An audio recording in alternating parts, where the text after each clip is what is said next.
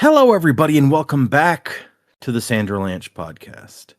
This week, we read chapters 111 through Interlude 14 of Oathbringer, Book 3 of the Stormlight Archive by Brandon Sanderson. And we're going to talk about those. I realized that the numbering there does not make it super clear. We read 3 chapters and 3 interludes. So 111, 112, 113, and then 3 interludes. In those chapters, we wrap up part 4 with everything looking bad. Things are looking bad for Kaladin and company. Things are looking bad for Dalinar. Things are looking bad for the Alliance. It's not good. And then in the interludes, I don't know how to say things are looking for Venli. Things are looking interesting for Venli. Maybe that's the way to say it. And we get what I think is a very cool one with Risen and or Ryson. I just don't know how you would say her name.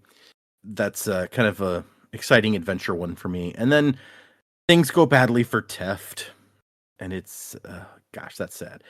Anyway, I'm Data, and with me today is Joe and Dak.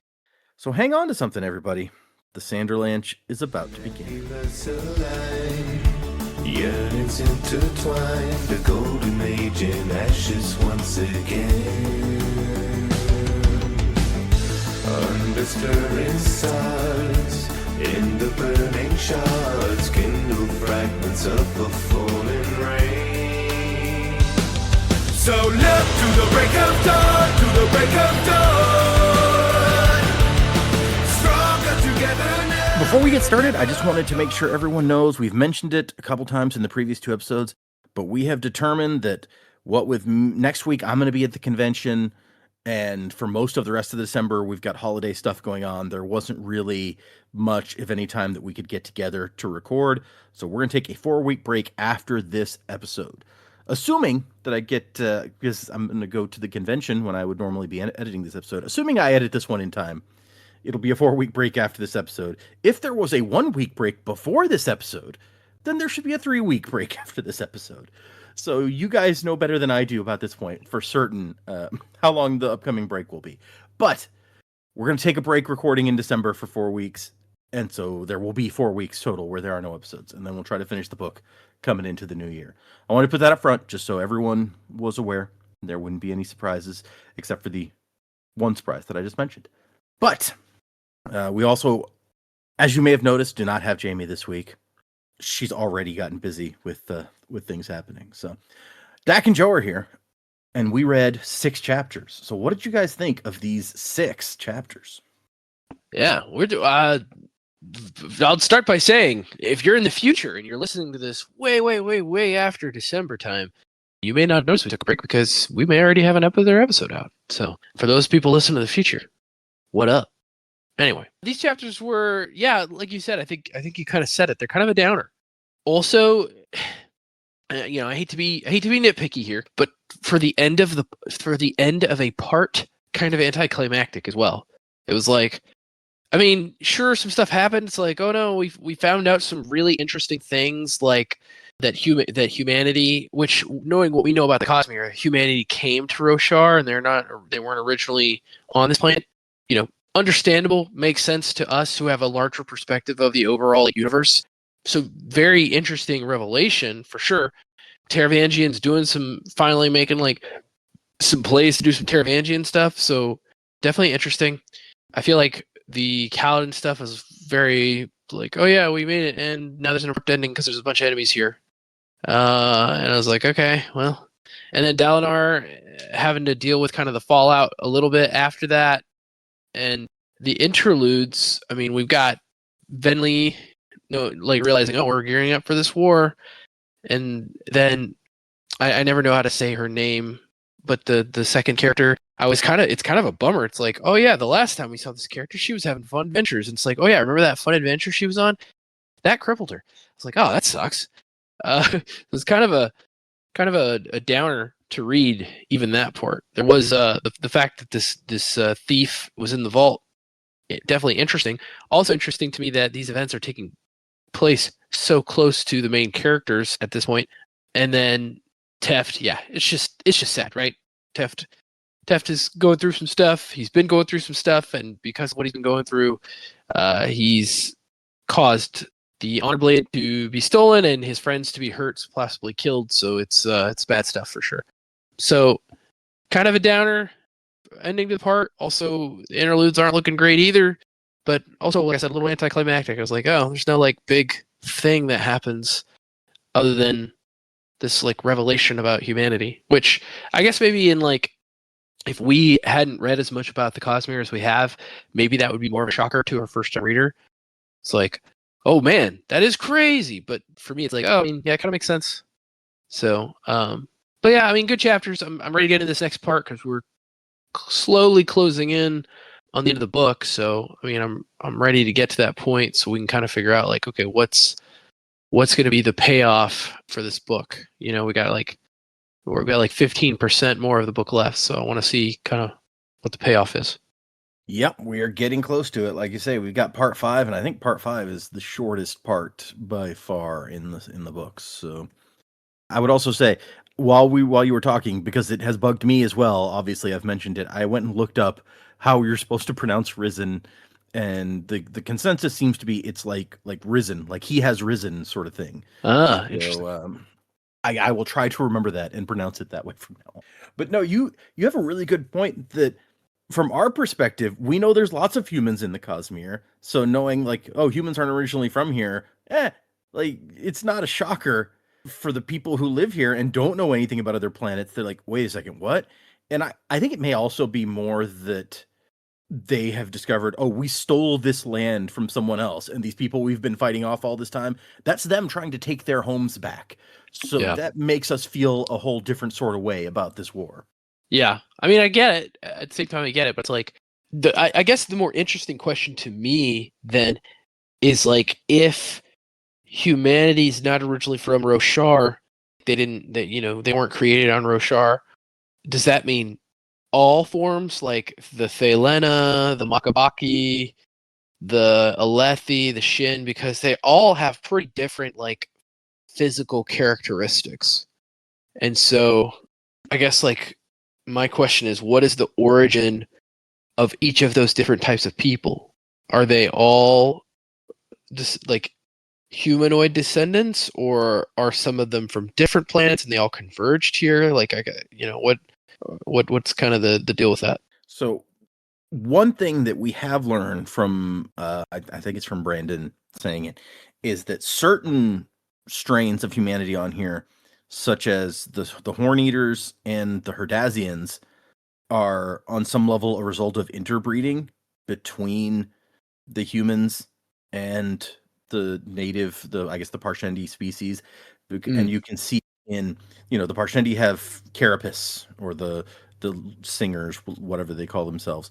That developed in the Herdazians, they have super hard fingernails, like crystal almost, and the Horny have stronger teeth. That's why they can crunch horns and shells and stuff. So, like, that's the kind of thing that you see coming through from that.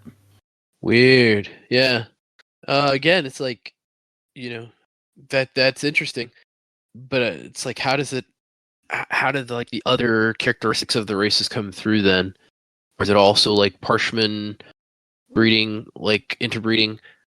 And how have the Parshmen changed over the last, 4,000 years or whatever? Have their race changed quite a bit? Because it would make sense if they were closer to like what we would consider human-like in the past, and then that interbreeding through generations led to different characteristics in humanoid type people. That would make sense. But I wonder like how and the Parshmen are kind of an interesting group, right? Because they physically change based on bonds with Spren, like their bodies physically change. So it's like how much of that plays a factor into how quickly their race of people like evolves, changes physically. Definitely be interested to know like biologically how all that works. Yeah, that's a good point. Stuff is very different, and we don't know. Yeah, we can't see back thousands of years ago and figure out what things look like at the beginning.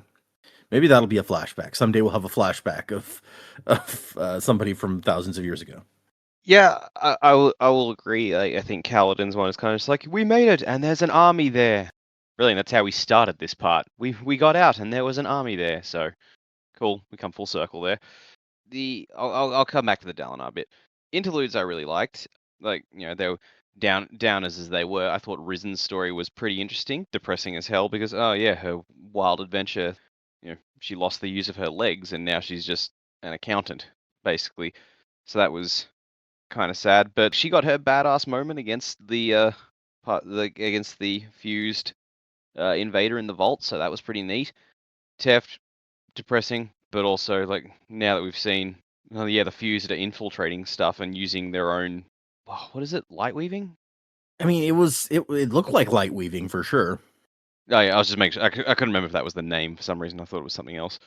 Yeah, so that was all interesting stuff. I'm like, okay, the fused, they're not just, they've got other plans in place. They are infiltrating, doing spycraft and stuff. They're not just like the armies at the gates. So that's something we haven't really seen from them before now. So interesting. Want to see more.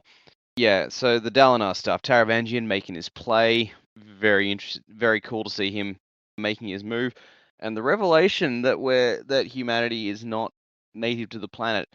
It's like on some level, I sort of agree with what Joe was saying. We know the Cosmere, we know that people were put on these planets by gods and such. So it's in that sense, it's not that much of a shock, but in another sense, like all the other ones we've seen, at least to the best of our knowledge, the shards found planets and just created everything that was there. This is the first time I think we've really seen, oh no, we just found a planet that already supported life and just crowbarred the humans in there. I don't quite know, like, the implications of that. That kind of blew my mind a bit because, yeah, like that, the humans are the invading aliens, and it just makes me think, holy shit, Stormlight, all this time is just a full novel-length adaptation of that one Futurama episode with the balls, where the humans are the evil invading aliens. True. Yep. Yeah, it's just okay, yeah, they're like, Jesus, like they've just come to take over the planet and they didn't realize it the whole time. So like Leela is, I assume, would be Kaladin because she's the most competent one. Even down to the army, you've got like the grizzled soldier is Teft, and you got that southern fried yokel who's really upbeat. That's the Lopen. Yeah, it all fits. They want to do rolling of the third type. Yeah. I mean, if any of the fuse come out and start talking about bouncing, like, gonna lose my shit. Then he bounced 4 meters in the air. Our people tell the same story. Or no, what does he say it? I just love the newspaper headline: "Balls thoroughly licked." Yep. Yeah, like that. That's entirely what this story is. It's just like all this time. It's like, oh, humanity is actually the evil invading aliens. What jerks? Freaking humanity, am I right? Yep. Does that make like Yezrian, King of the Heralds, Zap Brannigan? No, in my head it was like Nixon was Book 1 Elakar, Zap was Sadius, and Kif, because Kif went through that jerk phase towards Fry, Kif was Amaram. Okay. Interesting. Yeah. But it's actually kind of funny because, and I think you guys mentioned it early on, but it sticks out to me. Somebody asked Brandon at like a Q&A or something where it's like all the stuff on Roshar, you got the crabs, you got the plants that like lay down in front of storms, all of these, even the Rashadium horses that are these huge like muscular things, they're all designed almost by evolution to weather these giant storms and the horrible conditions on Roshar. Meanwhile, we're told specifically that regular horses do well in Shinovar, and you have to get them from there basically because they're not good in, or the rest of the world's a little tough on them. And somebody pointed out to Brandon, I don't remember if it was just horses or if it was also like humans, but it's just like they don't seem very well evolved to live on Roshar. And Brandon's just like, yeah, they don't, do they? This is intentional. And so, yeah, it's all crabs except for the humans and a few other species. And now we maybe know why, because the humans did not evolve on this planet. Yep, they were not born under the sea. No crab for, I mean, there's already crab people. So Yeah. Even the sturgeon and the ray. That That was the other thing. Zoidberg is the crab helping the humans, so that's Relaine. Oh, yeah. Okay. Nice. Hey, we haven't seen Relaine in a while. I I haven't guess seen that's much of Bridge true. 4 in a while.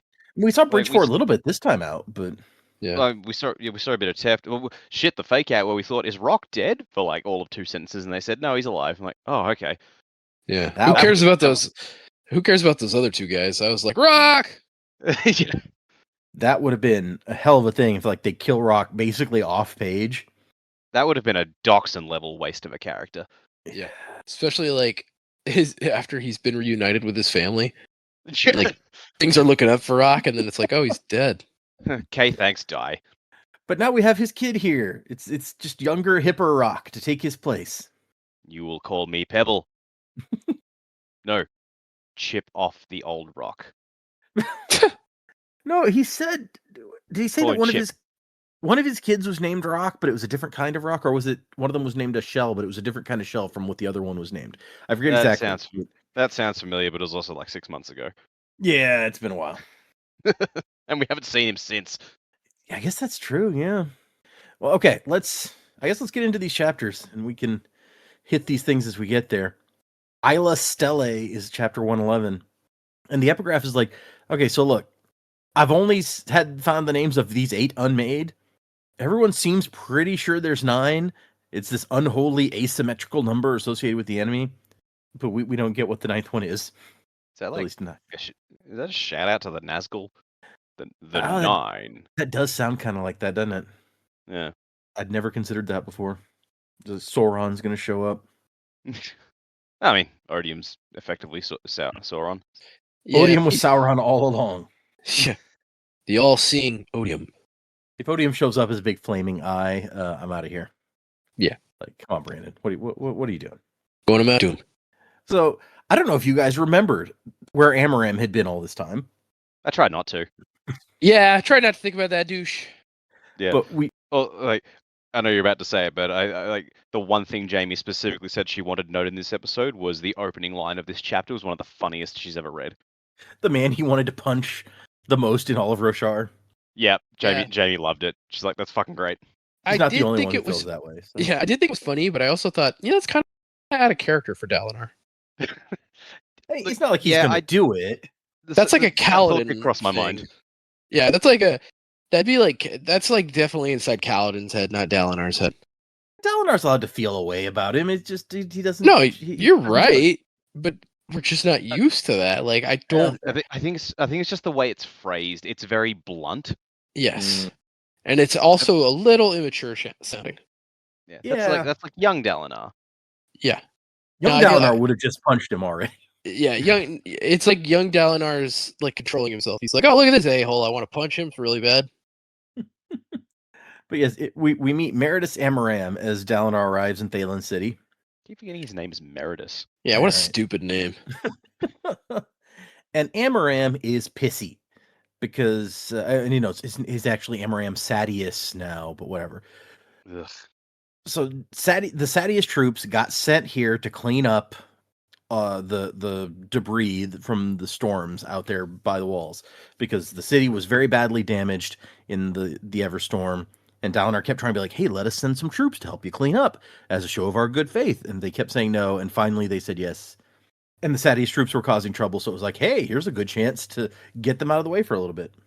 Yeah, I love that note. It's like yeah, we can get rid of Sadius guys, get them the fuck out of here somewhere unimportant. And then it's like, oh, that's actually where the fused are coming for. And it's like, fuck me.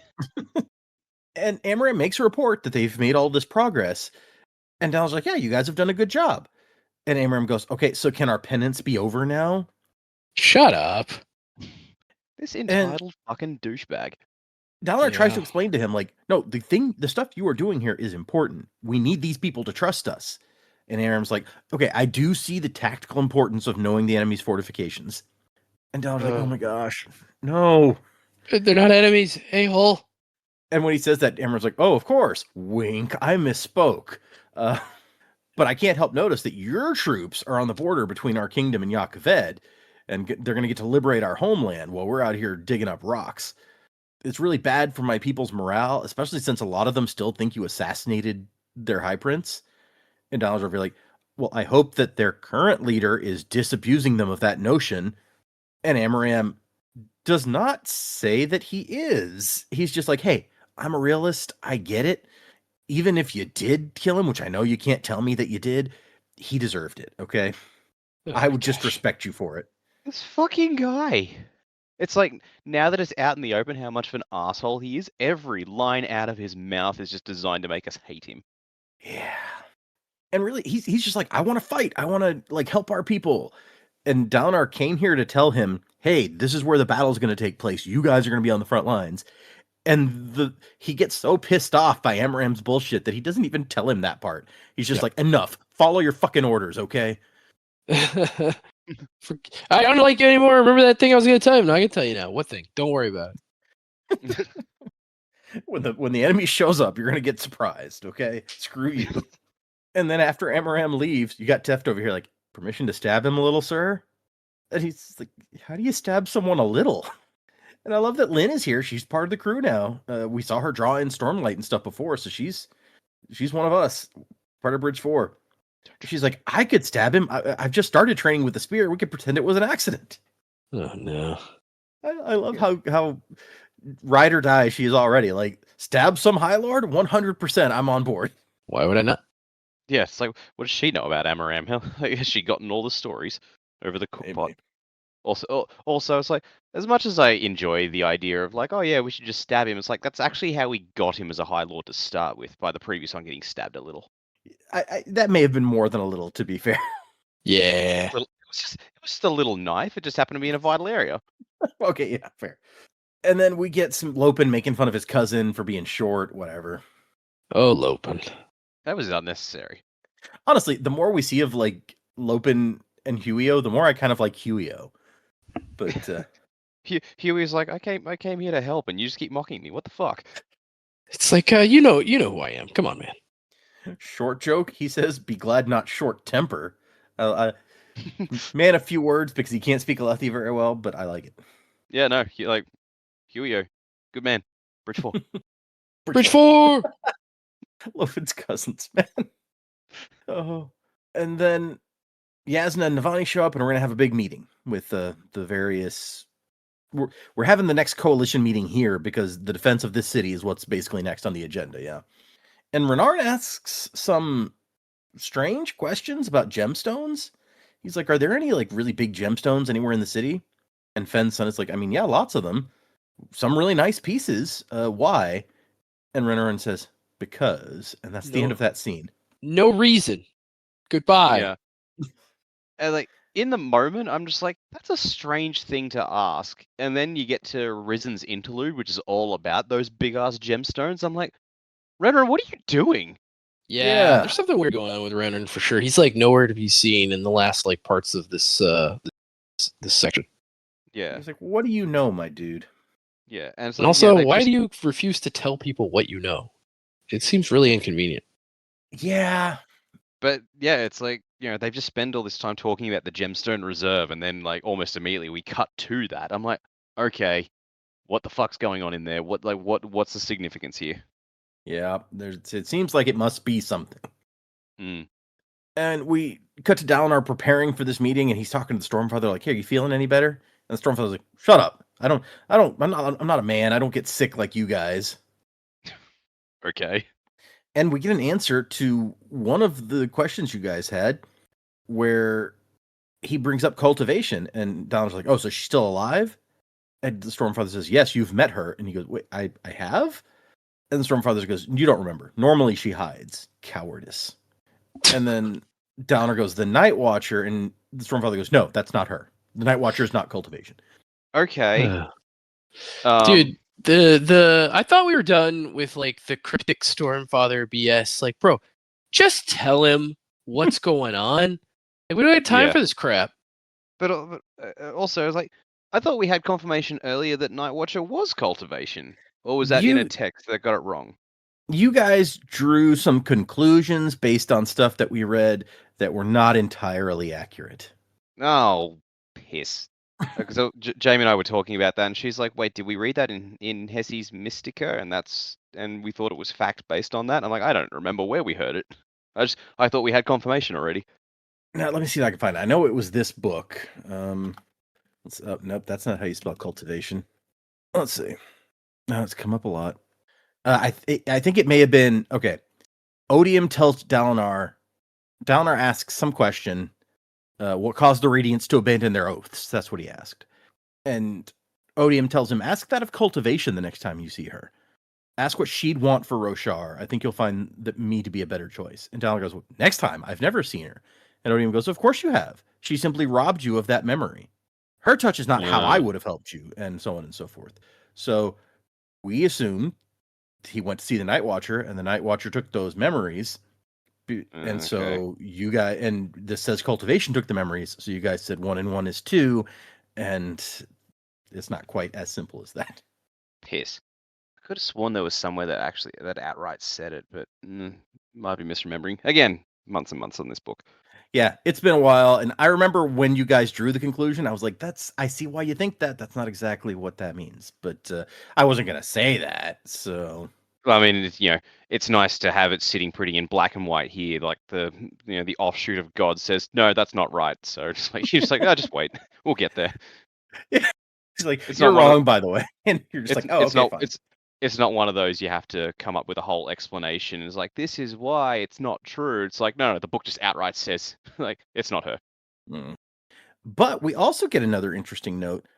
We heard recently that based on when the captain in Shadesmar was like, oh, which bondsmith? And we talked about, like, if the Stormfather is one of them, who would the other two be? And we get told right here, the Night Watcher is a spren is like you, Stormfather.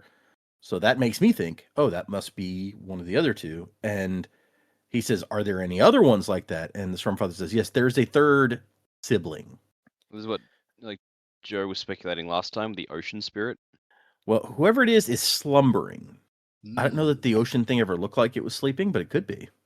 It's sleep swimming. And Dalinar's like, oh, tell me more. This is interesting. And the Stormfather goes, no. Yeah. So annoying. Like, dude, just talk. Come on.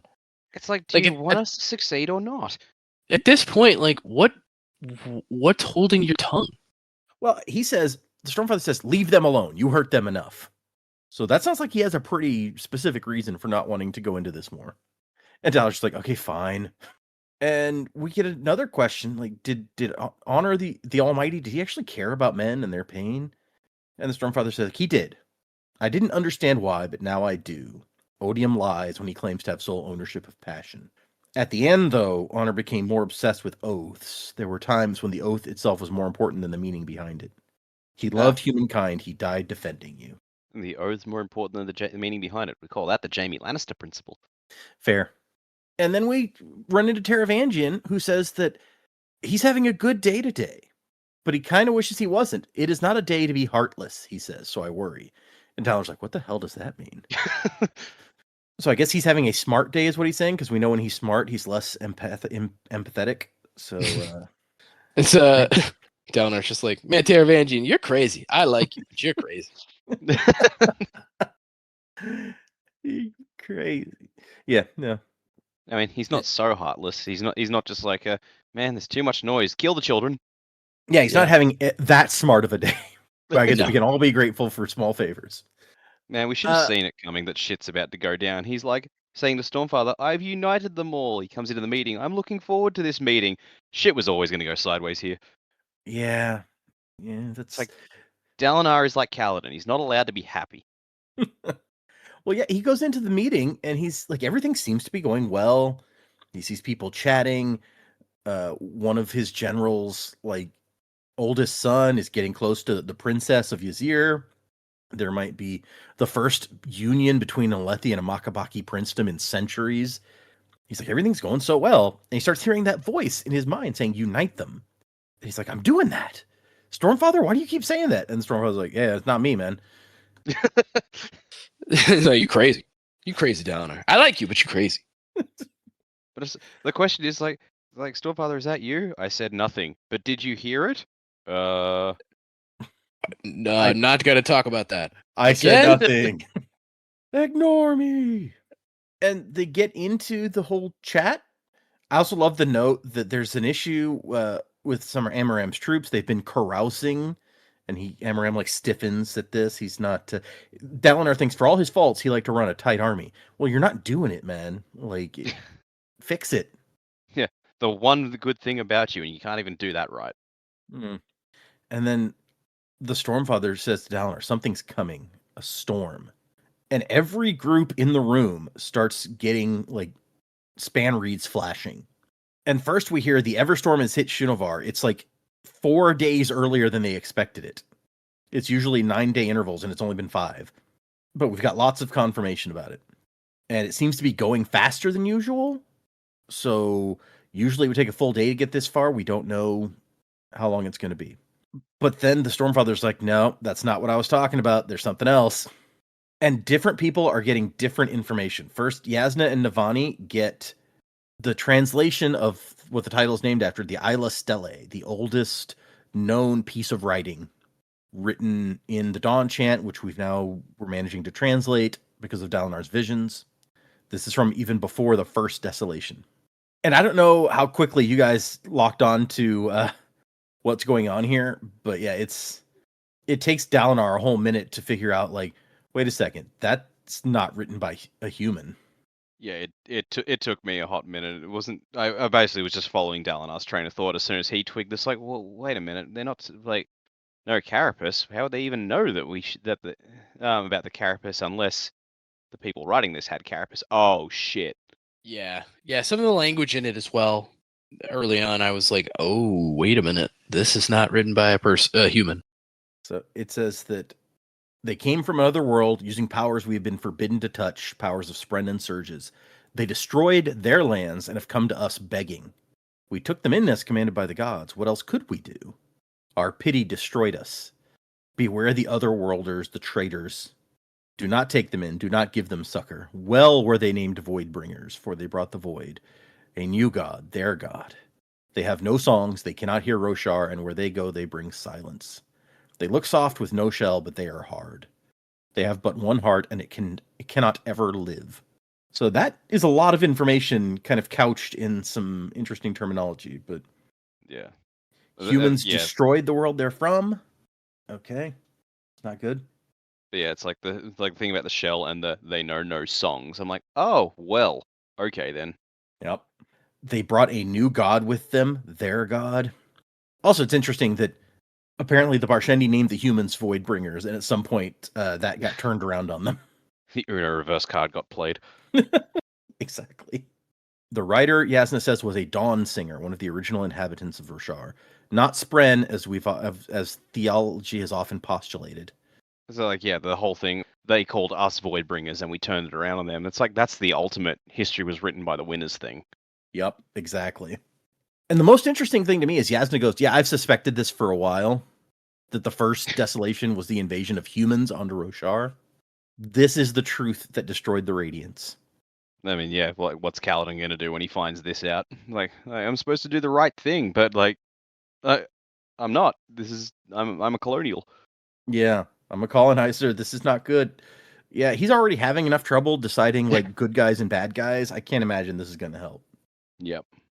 You see it with all of his people, like the other members of Bridge 4 at the end of the section are like, we thought we were doing the right thing for once in our freaking lives, and now we got to wait for Kaladin. He'll know what's right. Prepare to be surprised. Right, yeah.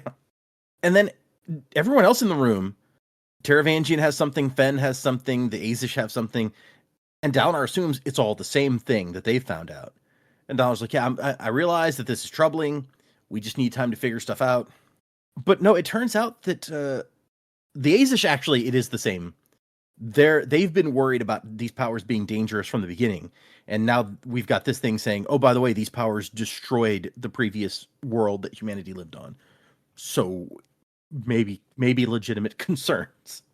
Fen, on the other hand, couldn't care less about that. Like, whatever. What I want to know about is this High King business. Like, did you really let another king swear fealty to you, Dalinar?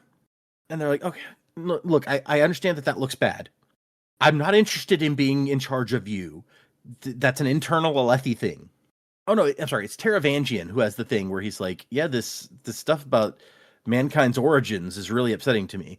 The Azish have accounts of visions where Dalinar met Odium that have not been released yet. Possibly because Lift specifically was like, yeah, don't tell them about this. And even Lift is over here like, oh shit. Like, she's gasping in the background of this meeting when this is announced. Although, I feel like the Azish are a little bit unreasonable when they're like, these visions in which you met and fraternized with the being known as Odium, it's not like they're hanging out having drinks. Like, Yeah. Also, I didn't have a choice. He just showed up.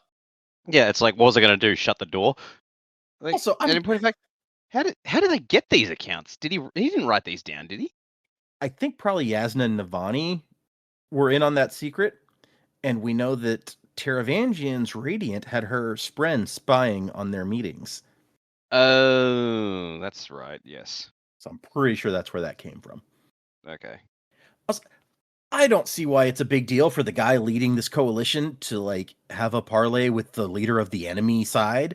Like, isn't that a normal thing to, try to work some shit out? But there's normally disclosure involved. Okay, that's fair. And I love they're like, is this true? Have you met with the enemy, Dalinar? And Navani's over here like, oh crap. And Yasna's shaking her head like, don't answer that. And Dalinar goes, yes, I did. And did he actually tell you that you would destroy Roshar? Like, why are we believing Odium when he says some shit like that? And also, Dalinar, do a little bit better job of defending yourself. Like, yes, I did, but I didn't have a choice. I was having the vision, and he showed up. Yeah. And also, did he tell you you'd destroy Roshar? I mean, yeah, but like, how can we trust his word? And especially when we didn't write down an account, so who knows how this account has been exaggerated? Yeah. Why you believe he said a lot of shit. Why would we believe our enemy? Yeah, you've got a third-hand account of this, mate. And so, and Fen is still wrapped up on like, wait, how is this an internal Alethi matter when the king of another country is swearing allegiance to you? And they realize, maybe not in this section, but in the next section, it's like, this is too much at once. Clearly, there's something else going on here. And just the right information was fed to all the right people. Fen was already worried that he had ulterior motives. These might be his ulterior motives. The Azish were already worried that the powers were dangerous. Here's proof that the powers are dangerous. It's a dedicated attack. Everyone can basically see that. But maybe it doesn't matter since it's true. All the things they're saying are more or less true. From a certain point of view. So in the epigraph for the living, we get more about like there's almost certainly 9 unmade. We're not sure who the last one is. I'm going to discuss theories about that. And then we get another like kind of half Kaladin flashback about Terra, who we've discussed a couple times. We've heard her name come up. She was the daughter of the assistant quartermaster in Amaram's army, and they kind of were together. And they have kind of a fun little conversation where they're just hanging out, talking about some stuff about work. He's got her keeping an eye out for young people like Tien who are over their heads so that he can help them out. Her father doesn't like him, but she's like, hey, come on over tonight, and I'm going to have him make Thalen bread. He loves anyone who compliments his bread.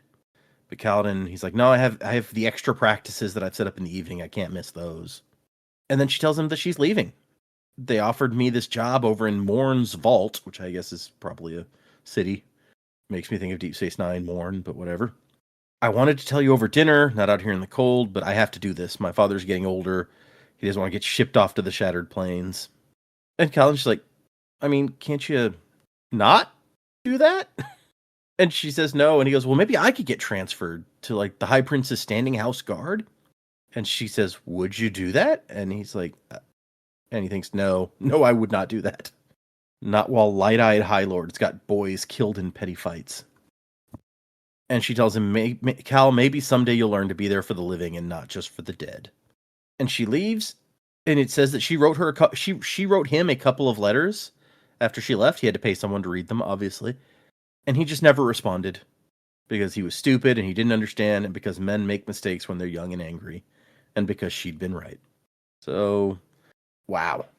I don't know how to take this. We've gone 2.5 books of not knowing this girl existed to all of a sudden. It's like, remember this one girl I had a fling with?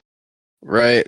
And it doesn't seem like, I don't know, Kaladin seemed to have built it up in his mind, like, into a pretty major event, which maybe to him it was, but at the same time, it was like, oh, we got this little chunk of it right here that kind of explains the relationship, but not really. And then it's like, okay, how are we supposed to feel as readers about this now? Are we just supposed to be sad for Kaladin? Like, I don't know. It's not super clear how we're supposed to feel about the goings on of it. And oh, I lost my train of thought. I was going to say something else about it. No, I'll just leave it there. If I remember, I'll bring it back up. This seems to be Kaladin thinking about, like, he's just bad at relationships, but Of all that the was times for him also, to start thinking about that though. I mean, he was kind of thinking about Shalon in the last chapter, or Shalon was thinking about him. I don't know. That old chestnut. But it's been a long time. Kaladin is a very different person now than he was at that point in his life also. Yeah. Also, I remember what I was going to say before. Also, I feel like this does leave the door open for them possibly meeting again, because she just went away, like, to a far off place. Like, they could potentially meet at some point. Yeah. He knows where she is. She's Odium's champion. That would be unexpected, yeah. That would be a plot thread pulled directly from the butthole.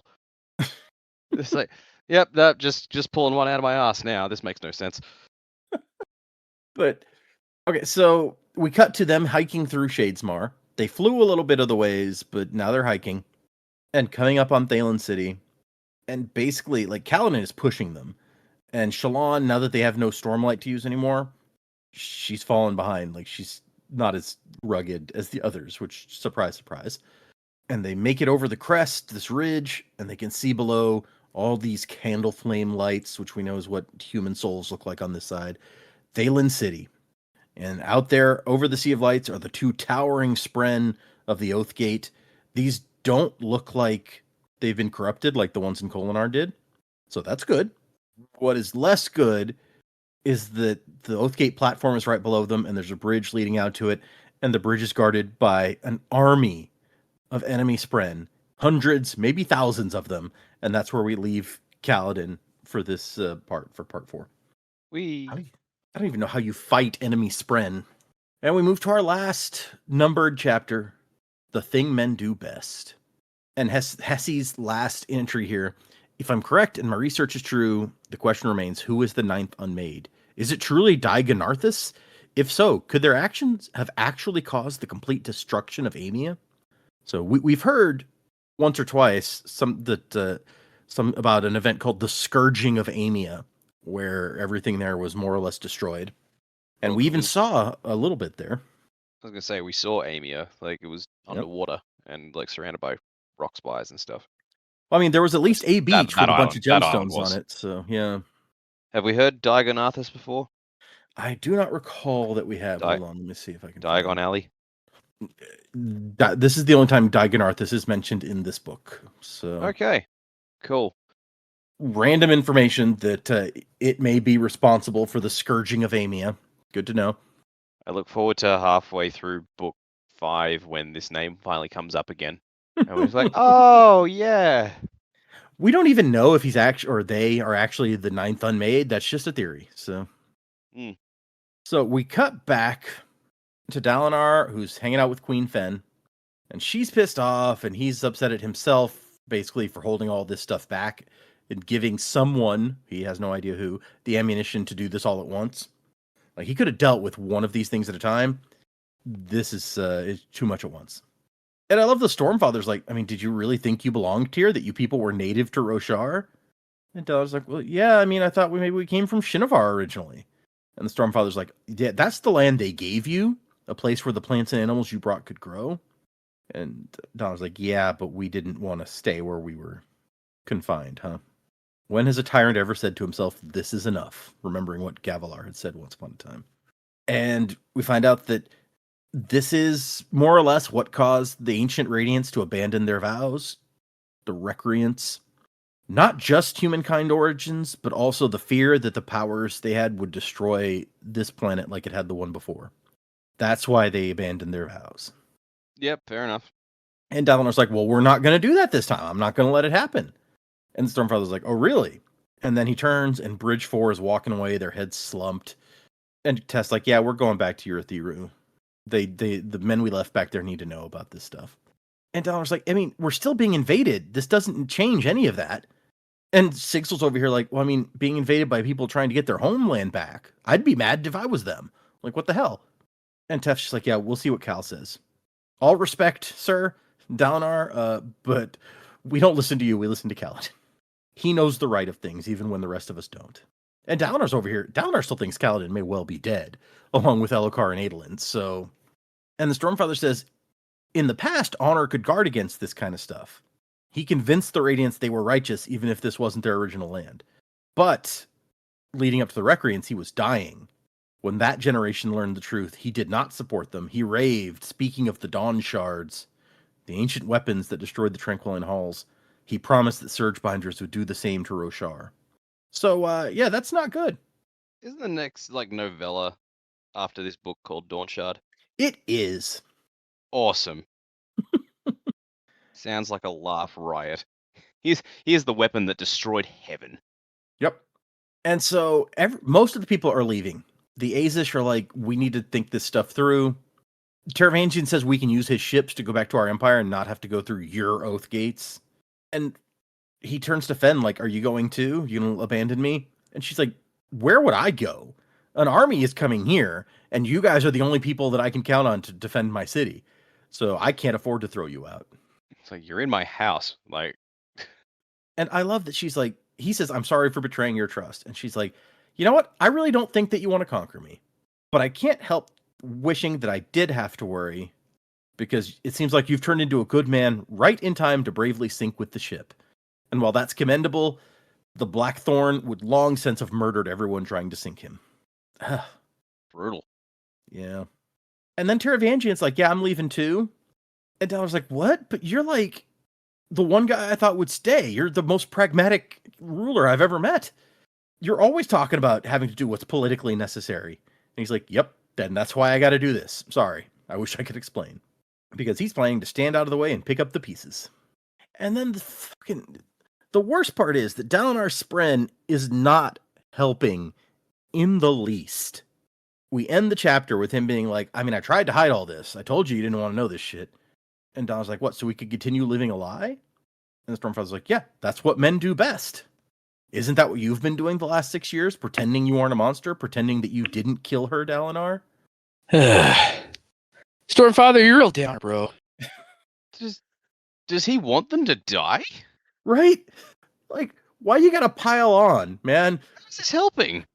Yeah, it's like the conversation that you have to have in a lot of stories. It reminds me of Star Wars Episode 1, right? When he's talking to the Naboo. It's like, you have to understand that what affects the other Naboo people affects you too. And he's like, nah, I don't think so. You guys can figure it out.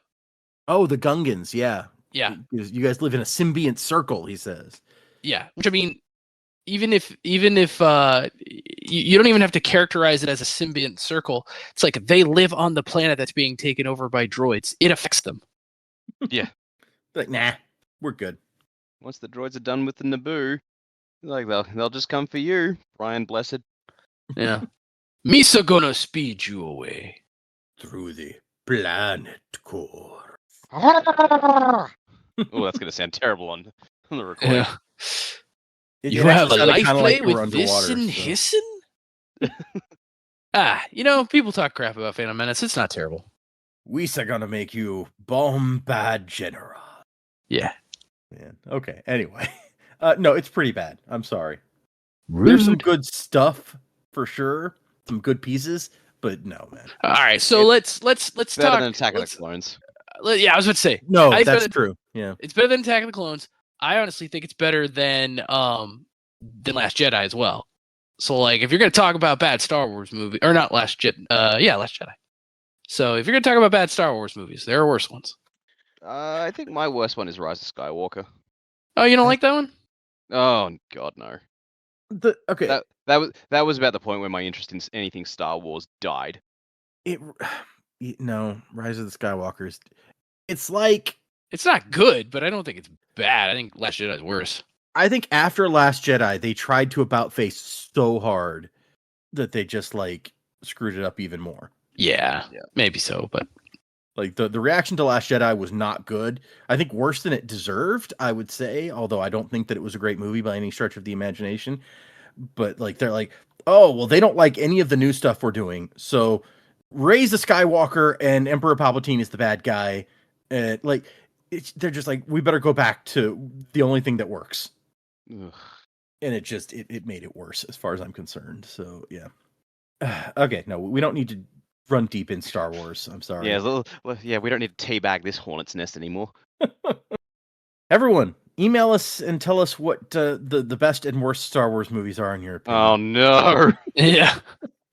That'll start a whole other podcast. Rogue What One has sucks. science done?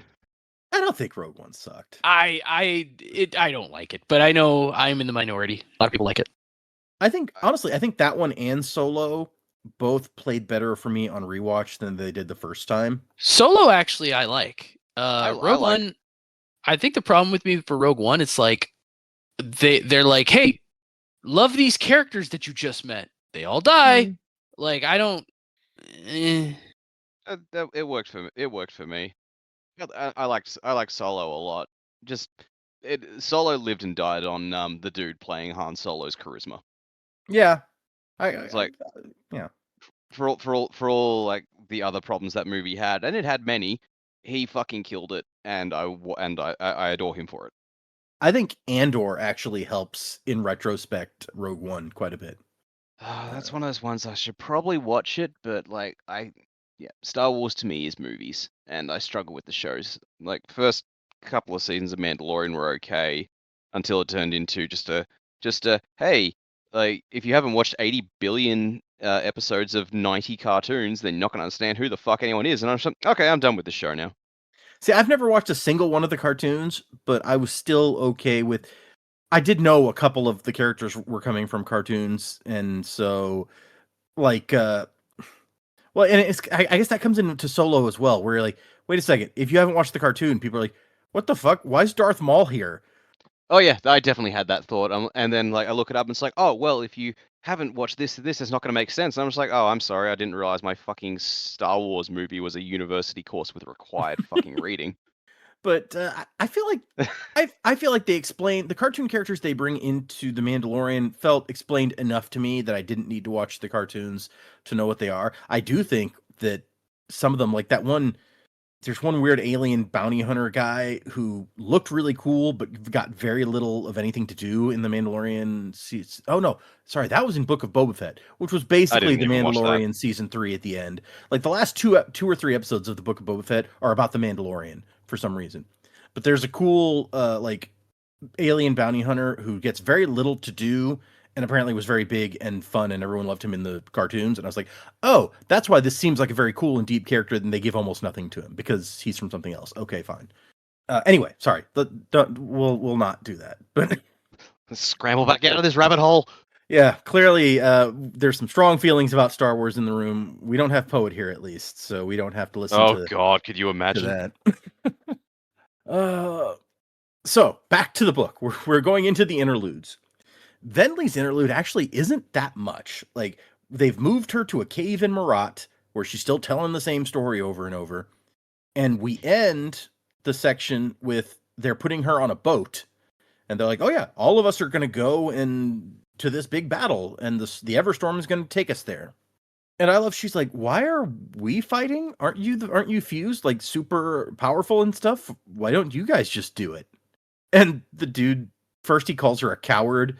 And then he's like, look, the strongest and most skilled of us haven't awoken yet, but even if we're all awake, we don't fight the war alone. The world's not going to be ours. We're fighting to give it to you, our descendants. And when it's won, we finally get to rest. So that's new information. But yeah, that's all that we get out of her interlude. I don't know what to So think it's about real good to know that like the strongest and most dangerous and stuff of them, we haven't even seen yet. Then we get Risen's, which is, I feel like this is the meatiest chapter of any of the ones we read this time, quite honestly. Well, the thing about the interludes is like there's the two flavors of interludes. There's the one like where it's just a one-off character for the book, which even though we've seen Risen before, that's what she is. Like this is going to be her whole story in this book. And then you've got things like the Venli, where it's part of a whole that goes throughout the whole book. So like they get away with much shorter ones. That's true, yeah. Same with the Teft one. It's like, it's strictly speaking, it's it's not even Teft's only interlude. He got one back in earlier section, so still just part of Yeah. a longer story. It's kind of weird because Teft is such a major character that it's odd to see him pop up in an interlude. Yeah. We used to see a lot of Taravangian and Seth interludes, and now they're becoming more central, so... They're getting their own sections in Yeah. like the parts. But Teft went the other way. He had a section in he was part of Bridge 4's chapters in part 2 or whatever it was, and now he's an interlude. So what are the rules? What determines who's an interlude and who's a chapter? Doesn't anybody else give a fuck about the rules? So Risen has finished her apprenticeship, but since she lost the use of her legs after falling off the giant crab in the last book, she can't go out and be the trader that she always wanted to be. She now has a somewhat prestigious job keeping Queen Fen's ledgers. It says that Vistum, her Bapsk, the guy who trained her, had traded in favors to get her this job, and she's bored. She feels like she's paralyzed from the waist down, essentially, and she feels like career over, freedom over, life over, which understandable, honestly. I could absolutely see feeling this way, especially someone who's been trained to go around the world trading and seeing all sorts of interesting sites. Like, I can see why this would feel that way. All that she has to remember her journeys by, she has her pot of grass and Cheery, the little creature that they gave her as a present on that island. The Reshi had named her a Larkin. And apparently Cheery eats light. Like, Risen has a sphere with Stormlight on her desk, and Cheery's like, "No, I want that thing." And she's like, "No, I need this for light to work. You just ate." And it says, like, Cheery clicks in annoyance and then flies. Like, this, I don't know that we've ever seen a Kremling that can fly before. It says that she's just a little bigger than a Kremling. So is this an alien spying on her, I wonder? Well, it could be. We know they can breed specialized things. Hmm. And so the auditor has arrived early, and surprise, surprise, it is Vistum. The queen has called him back and appointed him as Minister of Trade. And she's like, but that means you have to live here. You don't get to go out on adventures. He's like, I'm getting old, you know? And I love that Cheery, like, this new guy shows up, and he jumps out to, and clicks at him angrily, like, to defend Risen. And he's like, hey, I'm not going to hurt her. Here, I brought you something. And he holds up a ruby for Cheery to suck the light out of. And we find out her legs could not be healed by Renarin. It had been too long since her accident. I didn't know the Renarin's powers had a time limit. I feel like we heard a little something about that earlier, but I don't remember for sure. If we didn't, then this is the first time that we're finding this out. But yeah. Okay. I feel like I bring this up a lot of times. Like, I don't remember that. And you say, yeah, it came up. I'm like, I'm sorry for the amount of times I do that. I forget if we talked about it before, but Stormlight healing... Well, and there's a difference between healing yourself and healing other people. Obviously, like, we saw the Lopin regrew his arm. Yeah, grew his arm back. He went full Namek. Yeah. But when it comes to other people's injuries in particular, it basically comes down to how you see yourself. Like, if you see yourself as a fully healthy person, then it can be fixed. If you've internalized it, like, so long has passed that you see yourself as a person with this injury, then they can't fix it. Because it's based on identity, like capital I identity in some ways. It's the whole Cosmere. That's kind of getting deep into Cosmere lore and how investiture works, but yeah. And he's concerned about her. Like, he got her this job because she refused to try to go on trading expeditions anymore. And she's like, well, I mean, you know how much hiking is required to do the kind of job that you did. And your superior is concerned, not about your work, but like about you, really. You've always been so quick to make assumptions about yourself now more than others. And he's like, well, he can't seem to find the right words. He just gives her this box he brought. He's like, here, take this. And it is a deed of ownership for a ship. It says the largest ship he's ever owned. All the newest in Thalen engineering. It's called the Wandersail. And hey, we heard the story of the Wandersail, so that's fun. Neat. And so he's like, I'm going to finance your initial trade run, but after that, you'll have to do pretty well to maintain a vessel of this size. And This is an extremely expensive gift, is what it comes down to. And she's like, I can't take this. And I like that he tells her, oh, he's the auditor. He had to, like, they were going to make him go to a stuffy meeting with old Colin and his soldiers, but I want to do this instead. I've always wanted to see the Queen's Vault. Blackthorn, Queen's Vault. Blackthorn, Queen's Vault. And so they have some pretty serious security on this vault, is what we see. It's like 3 different people have to provide a number in order to complete the combination to let people in. And there's armed guards with crossbows and all sorts of stuff. Even the guy who pushes her wheelchair is not allowed in. And there's a daily passcode. Like, for what it is, this is a very secure vault. But of course, in a world of shard blades, as she points out, like, it's really more about the people guarding than the vault in question, because you could just cut right through it. And the room is full of 1 million gemstones, he says, but it's dark because these gemstones never leave the vault. They change ownership all the time. People trade them for stuff back and forth, but we just make a note about the new owner, and they stay here, so they're always safe. But there's one gem that still has light. It says over 200 years after being locked in the vault, the king's drop is still glowing. And it's like, yeah, something about like the lack of flaws and imperfections. So this is one of those perfect gemstones we heard about not terribly long ago.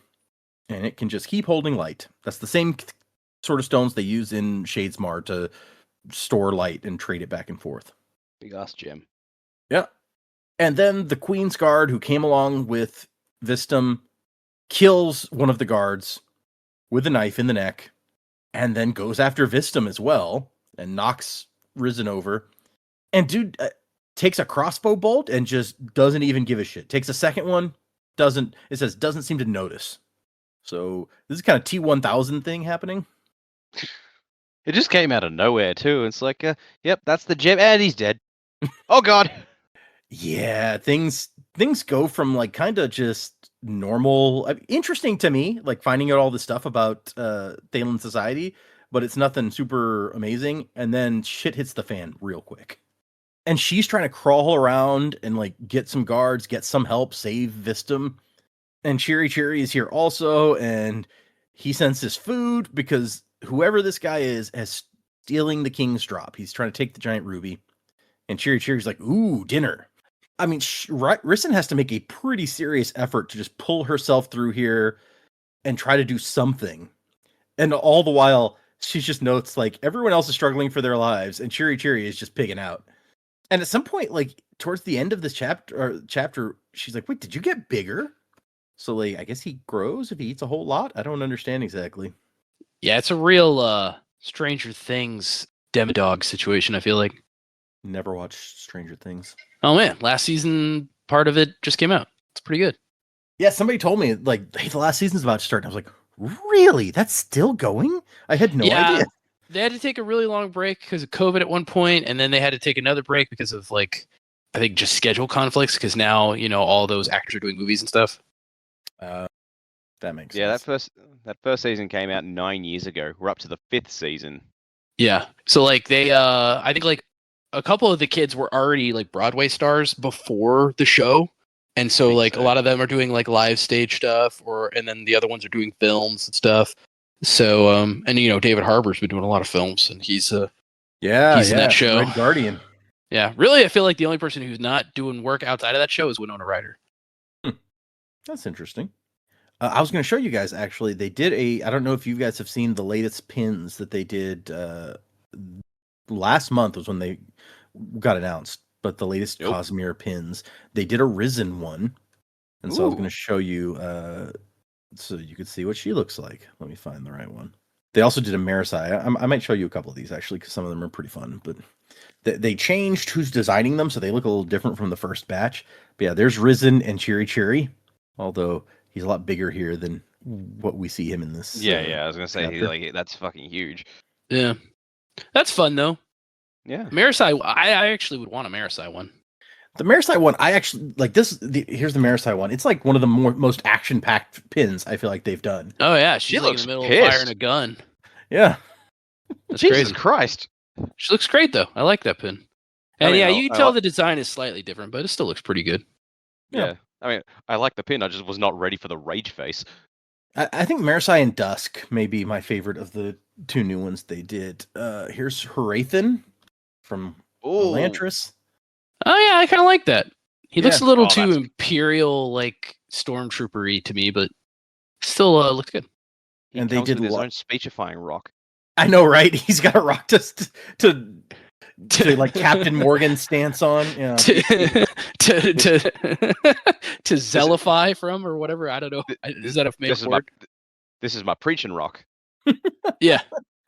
Everybody hear me. Don't ignore me. And then we got Light Song and Blush Weaver from Warbreaker. I like the Blushweaver one. Oh, nice. Weird that they're both holding drinks, but you know. Yeah, I mean, it's the court of the gods. What are you gonna do? Yeah, given like- the fact that she wouldn't shut up about it, Blushweaver is not as busty as I expected. No, right? I expected much. Yeah, exactly. Yeah. Oh god, that's Well, they're Wayne, probably isn't trying it? to keep it PG, you know. Yeah, You know fair. it's Wayne. He's got a hat and he's holding another hat. Yep. He looks too friendly. And then we got Shy from Emperor Soul. She's in the middle of soul stamping herself, and her outfit isn't changing. If we're gonna keep That's this in, you're gonna cool. have to like post these pins on Instagram or On- something. on the Instagram, yeah. Oh, everyone can see them. They're all available for sale on Brandon's website. If you haven't seen the new pins, he did send out emails about them, so feel free to go and Yeah, check it but out. like, it's still, maybe just do a post. And it's like this is the bit that we just spend 10 minutes Yeah, talking that's about. fair. Or Only in the one more, so- description, like put in the link to the pins on the website. It's like that way. It's like, hey, if Oh. you want to hear about what we're talking about, here's the link to that. That's a good Holy idea shit. too. Yeah, that is Ellen Venture is the last one of these. Oh yeah, I've seen that one. That one, for whatever reason, seemed very like Spanish to me. And I think you told me that they were having some kind of con in Spain where that was debuting or something. Am I wrong about that? Oh, that one may have debuted at the one in Spain. There was a con in Spain. They debuted several things there. I didn't remember if that was one of them, but yeah, that would have made sense. This is the one where the design change bugs me the most because these are also taller than the previous ones by a little bit, and so Ellen and Vin don't look good next to each other because she's shorter and more cartoony than he is, and so Vin is also short, so maybe that actually works, but. It made me sad that you can't put them like right next to each other and have them look matching. Wayne also looks like 30% taller than Wax when you put them side by side, but that doesn't bother me as much. That would bother me. But yes, so those are the new pins. Some cool stuff in there. Was Wayne always blonde? I always pictured him with brown hair. Honestly, I don't recall. I don't recall either. We'll see if there's some. I mean, he's most wearing of brown clothes. Maybe they threw the blonde hair and just add a bit of distinction. But the fan art all pretty much has him with brown hair. So, that's interesting. I actually hadn't thought about that. I don't remember how he's described at all. Hmm. I mean, hair-wise, obviously, there's lots of bits to his description, and some of those I remember. But yeah, now I got to go back and reread Era 2. I was gonna. I still have been trying to start my Dresden Files reread before the new book comes out in January, but I keep getting sidetracked. me too. I've been meaning to do that. I had to interrupt all my book plans and pick up a book that just came out because it was all about a fantasy pest exterminator, and my character in D&D is a fantasy pest exterminator. I'm like, well, I've got to fucking read this. Yeah. And it sounded like it was going to be like a fantasy monster book, like a creature feature. It was not that. It was Oh. it was a very good book, but it was not the creature feature that like the description made it sound like. Interesting. It's called The Works of Vermin. If anyone is interested. I actually remember. You guys may remember last time we had somebody recommend those sci-fi books, the Bobby Verse books. And so there are 5 of those out currently. I've now read 2.5 of those since last week when we recorded. So Jesus Christ. they're not bad so far. The first half of the first book really kind of pulled me in and it was interesting. And then it kind of slowed down and I was less enamored of like the last quarter of the book, but they've been interesting. Okay, sorry. That was there's some book recommendations for you. Dak has his book he's reading. I've got the books I'm reading. What are you reading, Joe? Some manga? Yeah, I think I talked about that last week. Reading Karobachi week to week and New Age Exorcist. Really don't have a lot of time for anything else. I'm following along with the other Sandra Lynch podcast with you Dungeon guys. Crawler Carl. Yeah, reading Dungeon Crawler Carl. So I'm also reading that now. It's fun to say dungeon crawler, Carl. Honestly, I was thinking about making a recurring joke when we did the other show where I introduce it and I can't pronounce that. And then I thought, that would undercut the credibility of the show. I feel like if I can't even say the thing. Okay, sorry, y'all. That was another rabbit hole for us. Let's go back to the chapter. Risen gets a hold of a crossbow and it's like, now I can do something. And it takes her a bit to realize, oh, it's not loaded. Awesome. Okay. And also, it's one of those where you load it by like stepping on it and pulling the thing, and she can't do that. And this is her moment, her like turning point, I feel like, where she's feeling alone and helpless, and she's like, I'm going to live, I'm going to die. Do I even care? And then she goes, you know what? Yes, I do care. I want to sail my own ship, damn it. And then she sees that Chiri Chiri has not only eaten the light from the ruby, but he is sucking light from the thief himself. It says a strange dark violet light. And as it gets pulled away, the guy's face melts and reveals a parchment underneath. No, a Voidbringer. So yeah, I guess Lightweavers are not the only ones who can disguise themselves. That's important to know. Shit. I mean, every order shares their power with another order. That's true. So, but it's like, yeah, like they use the void light, but they're like that's just them using the surges. Like they still access the same powers. Yes. It does seem that way. Yeah, I mean, we know that one of the fused people can fly, so that does need to be at least one of the surges. So yeah, maybe they have different types of fuse that do all the different surges, which then starts you questioning, like, what will some of these look like? And after he's drained of light, she manages to get her crossbow loaded and shoots him. It says it goes right into his chin, and no more light means no more heals, and he dies. And that's when she's like, hey, thanks, Chiri Chiri. You saved me. Wait, are you bigger? And he just clicks happily. And that's where we leave her. Like, she's taking out the bad guy, and she's now going to try to drag herself around and fix what's happening. Yeah, I get it. It's an interlude, but I'm like, okay, I want to know more. Like, why was that guy trying to steal that specific gem? Also, is that gem that's been lit for a super long time now not lit because that creature she hangs out with ate it? Because that would be crazy. It does kind of seem that way. I mean, it's not like it's hard to let Stormlight back in the gem. You just have to take it out of the vault and put it out during the storm. But yeah, that would be crazy if after 200 years it's now drained. Yeah, and it, like, if it's been drained, will it hold its charge that long the next time it gets charged? Like, it's still a perfect gem as far as we know, so I would think, but I guess we don't know for sure. We don't know how perfect gems work. Maybe Data does. Yeah. I mean, she said it was about like the composition of the gem. I assume the composition hasn't changed. Like, well, I don't know. I'm just waiting for Queen Fen to come down here. It's like, okay, so the good news is we stopped the parchment trying to steal the massive gem. Okay, and what's the bad news? My pet ate the light inside it. Okay. I mean, worse things have happened. It's fine. Yeah, but yeah, I feel like to Joe's point, like we want to know more about this. I feel like because of the talk about the gemstone exchange earlier, as we talked about, it's like I feel like this is going to come back before the end of the book. This is going to be capitalized upon. It would be nice to know, as y'all pointed out, like why was this happening? Yeah. Our final interlude is Teft, and I love it. Starts out, Teft could function. You learned how to do that, how to not be too undependable. But he knew deep down he'd end up alone, that the men of Bridgefor would tire of digging him out of trouble. For now, he's fine, though. And a woman appears in the hallway, glowing with soft blue light. He pointedly did not look at her.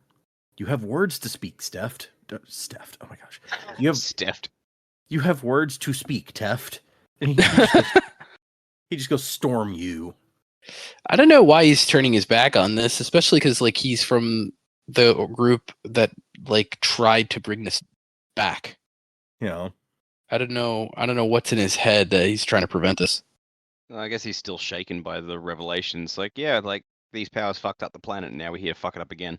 I don't know. I feel like if this lady's following him around, saying that to him, she's probably been around a while. Yeah. It The feels interesting is he's already sworn some oaths. She says. Right, because otherwise I don't think she'd be as corporeal. Yeah. to me, it feels like he doesn't think he deserves this, but just because he's very down on himself throughout this whole chapter, basically. But I don't know. That's just my opinion. It's just like your opinion, man. Yeah, exactly. And then she looks down the hall, alert, and he's like, wait, what's wrong? Something is very wrong. Run quickly, Teft. The Bridge 4 common room is in shambles, blood on the floor.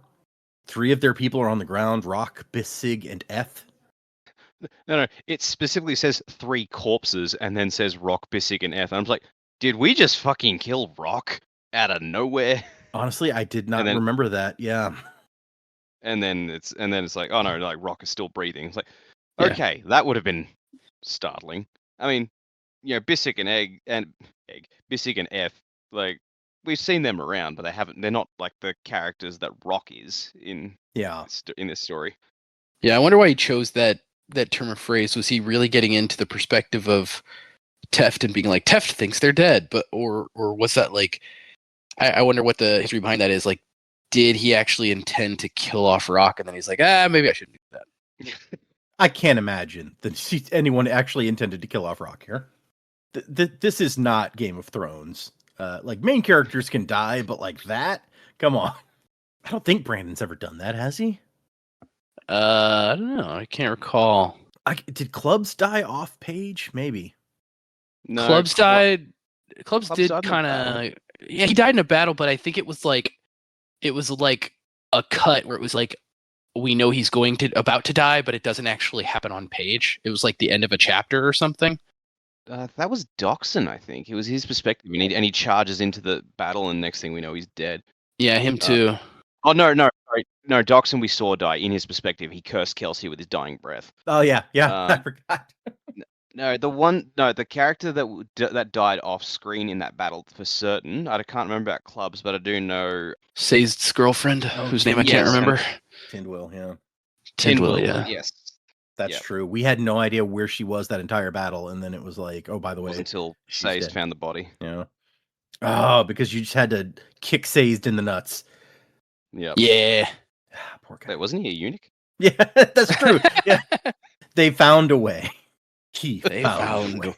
life finds a way. But no, like Rock and Bissig still alive. I guess by extension, yeah, Eth is not. And he'd been the one carrying the honor blade, which they translate to mean, oh, they came here specifically to get the blade. So whoever it was knew that it was here, and I knew who had it. Bridgefall. We need Renarin. It's Rock's best chance. And Lynn's like, yeah, he was at the meeting, but he left. Where is that guy? And we get Bissig up long enough for him to tell us. Somebody came in. I didn't get a good look until he attacked. He had on a bridgeman coat. So the guy like walked in just disguised as one of them, and nobody really noticed at first until he was killing them. Bridge 4 coat with lieutenant's knots on the shoulder. And then they look at Teft, and he realizes, my coat, the one that I sold weeks ago in the market to get more drugs. And he runs. He just leaves. Yeah. You know, Chains normal cool brand. guy stuff to do. Man. And I love Teft, but he's breaking my heart. Yeah. Don't go breaking my heart, Tefty. Oh, man. I'm waiting. I need the Teft redemption arc.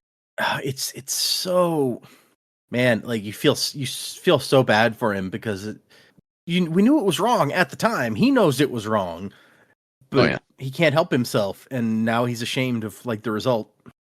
Well, that's the nature of addiction. Yep, exactly. And like it is depressingly accurate, and that's really upsetting. It is upsetting. All right, well, that's the end of our chapters. So we're moving to predicaments. For next time, we're doing 3 chapters. So I can tell you the titles, and I'll tell you, since we're starting part 5, who the prospective characters are for part 5. Let's start with the titles first. 114 is The Cost. 115 is The Wrong Passion. And 116 is Alone. And in the middle is Shallan's sketchbook, Oathgate Spren. So that's neat. Part 5, perspective characters are The Knights Radiant is the first one, so that covers a lot of ground. Jesus, like, Yeah. Does that include Bridge 4, the Squires? That's a fair question, actually. We don't know. The second one is Ash, so there's going to be Pikachu showing up. What? Who the hell is Ash? That's a good question. I thought we knew a character named Ash. Like that's his first Really? name? Maybe not. Do we? So we have heard people use an exclamation such as Ash's eyes. Oh, that's probably what I'm thinking of. It's also not an easy word to search. Like it's No, better yeah, here than in Mistborn. it's come up a couple times as with various Ash. It looks like mostly Ash's eyes is where we've seen it up to now. So Yeah, that's So probably this what I'm is thinking Ash. of. This is Ash, whose eyes we keep hearing about. This is the guy with the eyes. yeah, we'll finally see these eyes that everyone's been talking about. Exactly. What's Taravangian's first name? He tells Dalinar that he can Vargo? call him Vargo. That's what they called him in his Vargo, youth. I don't know yeah. that that's actually his first name. Hold on, now I gotta look this up. It's like Vigo the Carpathian. That's my cat's name. Vargo Taravangian. What a name. Vargo Vangi. What a guy. Yeah, the wiki just has his name as Taravangian, so maybe it's like a one name sort of thing. Oh, he's like Prince I thought you meant, is he a prince? I'm like, no, he's a king. But yeah, no, maybe he's like Prince. Yeah. or Cher. I was gonna start also, but we could go down the one name list and try to one up each other all day, and I'm not gonna. I'm gonna move away from that. It's like interesting, just like, this list, the list of prospective characters. We start with the Knights Radiant, and then someone we've never heard of before. Okay, Right? it's like I'm sure there are other characters on this list, and probably other characters that we know and have been inside their heads. But this person Ash got billing above all the rest. I wonder. I have never actually paid much attention to what the order, what if anything, the order means. Is it the order that we see the perspectives come up in for the first time? Is it this one has the most, and then it goes down to the least page count, or I have no idea.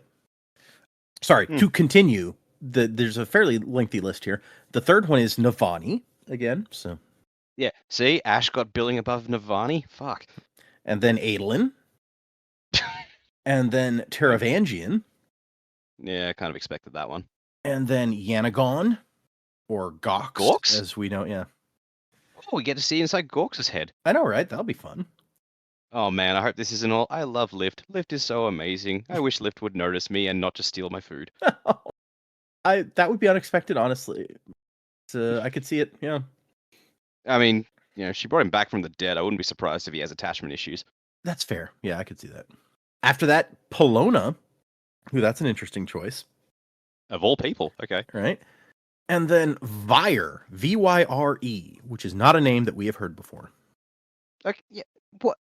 What makes these people like chapters and not interludes? What are the rules? And then the last one should be no surprise to anyone is Wit. Okay, that makes sense from the last two books. But who could he be hanging out waiting for? Fair point. We have no idea. I assume he's gonna be hanging out waiting for someone. That is what he tends to do in those chapters. Yeah, we always find him like hanging out, waiting for somebody giving a speech about something esoteric. And it's normally someone we think is dead or gone. Yes. Okay. Yeah. So he's gonna be hanging out, like waiting, like giving a speech about blah blah blah, and then a character who we think is dead is gonna pop out. It's gonna be Evie, let's say. Well, and also of interest, like, do you guys remember where we last saw Wit? Not that he ever shows up where we last saw him in the epilogues, but in this case, He was in Kolinar. he was in Kolinar when Kolinar fell. So, what does that mean for some random dude? Who knows? Oh, maybe he's BFFs with Scar and Drahe now. Could be. Yeah, they were left behind too. Hmm.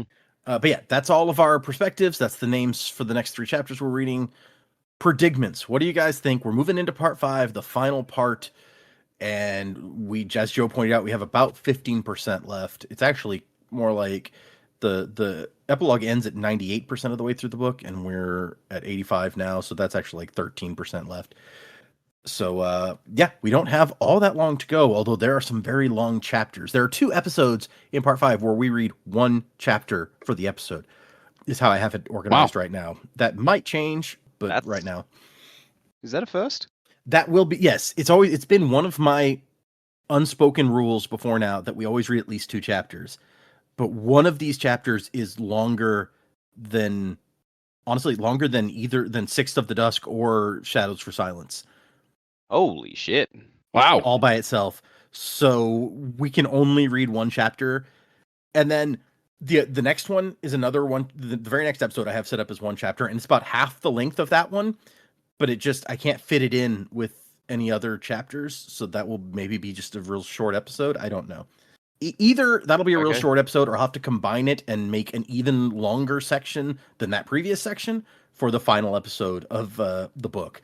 And I haven't decided 100% which way we'll go. But so yeah, that's what we're looking at. We've got 1, 2, 3, 4. We got 5 episodes left in this book as I have them outlined currently. Jesus, 13%. 5 episodes, and how many perspective characters did we just list off? Yep. Like, nearly double that. So lots of interesting possibilities you can try to predict. What do you guys think? What's going to happen? Where are we going? How are things going to turn out? I feel like that thing you just said is not true because I don't know what's going on. I could predict lots of things, but it wouldn't have any like merit to it. I mean, I assume the characters are all going to converge back on Thelena. That's where they're on the other side in the Shadesmar. How they're going to sneak past all these enemy spren to get there, I don't know. But I feel like that's got to be the point, right? Because we've got Parshendi getting ready to and the Fuse getting ready to attack with these assault boats.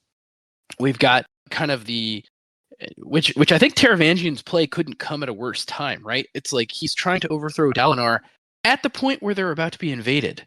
Like, I don't think even for Taravangian's plans that makes a ton of sense. So I don't really get why this is happening now when all this stuff's about to go down. But I feel like it's going to backfire on Taravangian, as it should, right? So like, as it should. Yeah, as it should. So I feel like Dalinar is going to be able to rally the people back. You know, is this truly an Empire Strikes Back book? Are the Parshendi going to win at the end of this, and then all of our heroes are going to end up like in prison or something, or in camps or something, you know, wild like that? That these are all possibilities. So I don't really have a good basis for a lot of what I'm saying, except for, you know, what we know so far could lead to a myriad of possibilities. So let's just throw a Hail Mary pass here and say that I'm going to say that the Parshendi win at the end of this book, and all of our heroes are either in prison or under the influence of odium, and Dalinar is going to have to tap into some dark odium power, because that's, I feel like, where they're leaning us towards. And then we're going to be like, oh no, Dalinar, what's he going to do? And then like the Blackthorn is working for the Parshendi. That'd be crazy. But yeah, I really don't know. It's wild. That is a fascinating idea that we're gonna. Before I get into that, I like, given where we end part 4, it totally seems like we could be setting up for an Empire Strikes Back, right? So yeah, I could totally see that. But the idea that like Dalinar turns, that's crazy. That could be really interesting. Maybe against his will a little bit, but he has to tap into something that he doesn't want to in order to do something virtuous, and then it gets turned on him because of odium. That could, that'd be wild, but I could see it happening. And then it's like you wanted the Blackthorn, here he is. It's like, oh no, wanted the Blackthorn, well, you got him, bitches. Yeah. You called down the thunder, and now you got it. And then he like gets to punch Amaram. Oh, right in the nose, right in the schnoz. Everybody wins. Well, except all the good guys, I guess. But man, does that, except Amaram? I was about to say, does that mean Amaram is he's on our side? Is he a good guy? Don't say it. Don't say it. Just because you are a bad guy doesn't mean you're a bad guy. Does it work the other way around? Just because you're a good guy doesn't mean that you're a good guy. Vegeta. Kelsier. Vegeta. That was the worst nap I've ever done, actually. That was. I was like, where are you? Yeah, seriously. Who are you? Vegeta. Vegeta. Yeah, I'm not good either. God damn it, Nappa. Oh yeah, good old goddamn it, Nappa. Okay. DBZA impressions. Yeah, they recently just started a Sailor Moon abridged. I saw that. Yeah, I never watched Sailor Moon, but I will watch Team 4-Star. My wife loved Sailor Moon as a kid, so she was very interested when Joe texted me and I was like, "Oh, you gotta see this."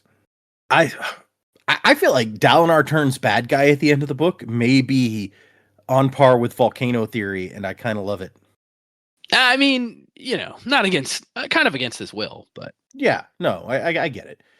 But I feel like it's what's I feel like it's what we postulate is happening with Sazed, right? There's this influence on him that's like going to inevitably lead him to act out of character.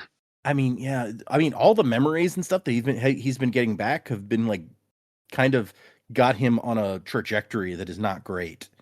So I could see it ending badly. Yeah. Oof, man, that's good. Actually, that's terrifying because the other side is strong enough without having fucking the Blackthorn.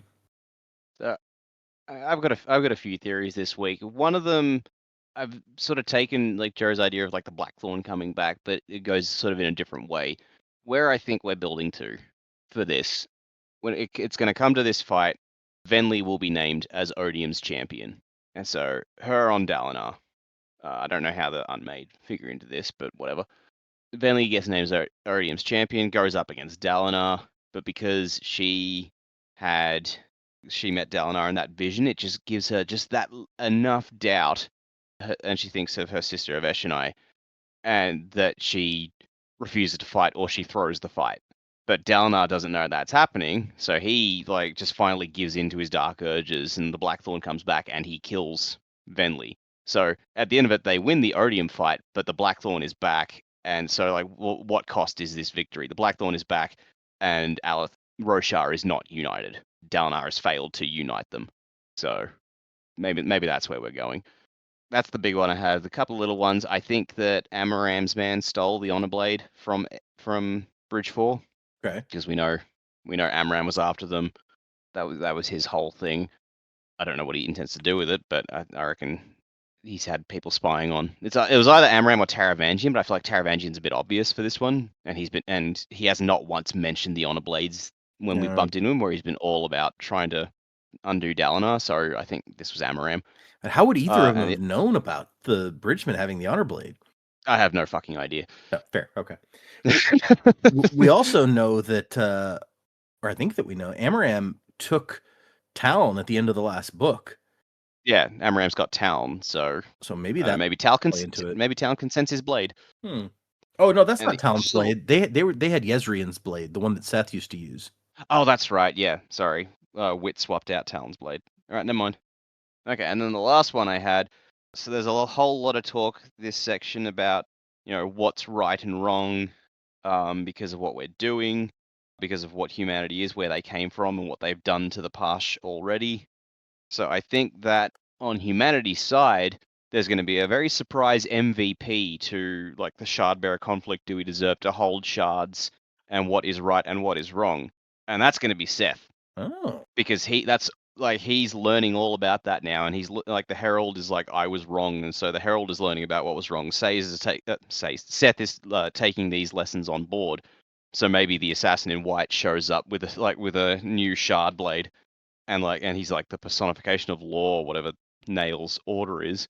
So Seth will be the one. Just like we do what is right as best we can, or however he wants to phrase it. But yeah, like he's going to be the one that says, no, it is right to bear these because I bear one, or something. I'm not smart enough to come up with the wording for this on the spot, but you see what I'm getting at. Yeah. Well, and that actually brings up at least an important question that I was going to ask you guys. We saw Seth go off with Nail. Do we think that he is going to factor in a big way into the finale here? And it sounds like you think that probably yes. Maybe like once the conflict is tied up, like I'm I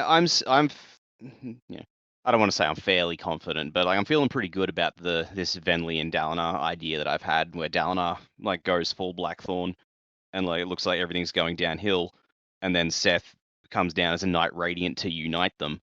Like he does the uniting instead. And it's like, oh, like Gavilar was talking to Seth when he said unite them or something, maybe. I don't know. I know Gavilar didn't actually say that. But, just an unlikely source. Like after the conflict, everyone's not sure what to do. And then Seth comes down, a messenger from the gods, from the heralds, says, I know the way. Enough people would probably be swayed by that. I can't imagine Kaladin would be, for instance. I don't know how Kaladin's going to, and that group are going to figure into the climax, but Seth comes out of the sky saying, I know what is right. Kaladin's going to be like, the fuck you do. Yeah, they didn't part on the best of terms, those two, so... Kaladin's going to go full Jafar and like, how many times do I have to kill you? But your idea about Dalinar is maybe even a little more nuanced than Joe's theory here, and how Pyrrhic of a victory is that, where it's like we win the battle, but at what cost? Like that's still scary. Yeah. Man, I Yeah, want to see like this. I don't think we're coming out of this book with everything going to be, looking up. I know there's like 7 books after this where, there's obviously going to be more conflict to come, but so it's not going to be a sunshine and rainbows ending, but I'm just like, I feel like this one's going to have a bleak one. Okay. I could see that. Yeah, I mean, I don't know that hold on. Have we had a book? I guess maybe the end of Well of Ascension is kind of bleak, but they win the battle at least. Have we ever had a book that ends, one of Brandon's books that ends just in a real bleak way? On a real downer. Yeah. Shadows itself. That's true. Once again, we win the day there, but at what cost? Yeah. Yeah. Like there was really nothing looking up at the end of that book aside from murders stopped. Yeah. It's like murder stopped. We're not going to be overthrowing the government today and descending into chaos. But yeah, how bad was it for freaking Wax? Yeah. I mean, I guess you could say that's also one of the first moments that we're just like Steris gets in there and like comforts him and stuff, and you're like, you know what, Steris is pretty cool, but That's true. That's not a huge upside to the end of that book. It's just a little note. Yeah. Yeah. Yeah. Okay, that's fair. So, and that was book 2 of those 4 books. So this is book 3 of 5 so far. Maybe it's time for another downer ending. Yeah. Although, if part 4 ends in the downer way that we just saw, and then it just slides even further downhill at the end of part 5, that's a lot of negativity. Yeah. Okay, we'll end that there. Let's do an email or 2 here, and then we'll wrap it up real quick. We actually haven't gotten anything new since last time, so we got a couple that we need to save for later. Okay, so we've got emails from Zach, a couple of emails from Zach, and we'll go over those real quick here. So the title of this email is Low Priority Fan Mail. Well, Zach, we made it down to you. The low priority. It's not true. His is just pretty much the most recent at this point. Hello, D's and J's. It's Zach again, and this time I'm going to use proper grammar. I don't have a specific reason for sending an email at this time, but first, I've done the Radiant quiz a few times, and I get different answers based on my mood, I guess. It's a really hard quiz, to be honest with, which we will get there soon. We're going to do it at the end of this book, so we are approaching that point. I don't know if we'll have a whole special episode for it or what, but that might be a fun break. Secondly, maybe you could have listeners interested in being a Radiant Metalborn write into the podcast and tell you what the first oath means to them and assign radiance based on the meaning of the oath. That's an interesting thought. It's a little prosaic. I don't know. Example, to me, it's a reminder to slow down and live life instead of focusing on winning life. And I feel like it makes me one of the non-combative types. Admittedly, it would be a strain on the cast, but I think that it could be a cool way that would let you assign radiant powers without a lot of background work. Thirdly, but most importantly, how's everybody doing lately? With rapt attention, Zach the Mastermind. So, yeah, that's an interesting thought. We still haven't really sat down and thought about if we'll do radiant orders for people and how that would come about. So I'm going to keep that in mind when we get down to that discussion. But how's everybody doing? Zach wants to know. Busy. Life is fucking busy. Yeah. I'm thankful for you guys getting to be able to do this show. I know it's hard for us to sit down sometimes every week, but I feel like we're a pretty consistent group, and so I'm thankful for you guys. Because we live busy lives. We've got jobs and kids and all sorts of stuff. So thanks for all you guys listening, and I'm appreciative of all the other members of our podcast team here, because we got a lot of stuff going on. So it's fun to be able to sit down and do this. Yeah, for sure. Yeah, things are crazy at the moment. We're recording this for me and Joe, obviously not for the Australians, but this is the weekend after Thanksgiving, so the week has been busy, and I'm preparing next week to leave for the convention. So yeah, we're just in the middle of craziness. So things are crazy. Zach sent in a second email that says, I don't know if anyone's seen this, but it's the closest we have to an official list. It's from the second era book of the Mistborn adventure game. So there is a list that was in the book of the name of every combination Allomancer, Ferrochemist. So every Twinborn name. Huh. Every Twinborn combination gets a name here. that would be useful. So yeah, I mean, I can share with you guys the pictures. Obviously, it's a long list. We don't want to read down the whole thing, but we know that Steel and Iron Wax was called a Crasher, and according to this list, let me see if we've got Wayne on here. Gold and Gold is called Timeless. That's not Wayne. That would be That's Miles. Yeah, Timeless is kind of a cool name. Wayne wasn't he a skimmer? Bendeloy.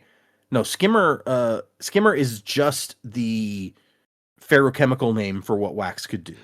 Yeah. Oh, right.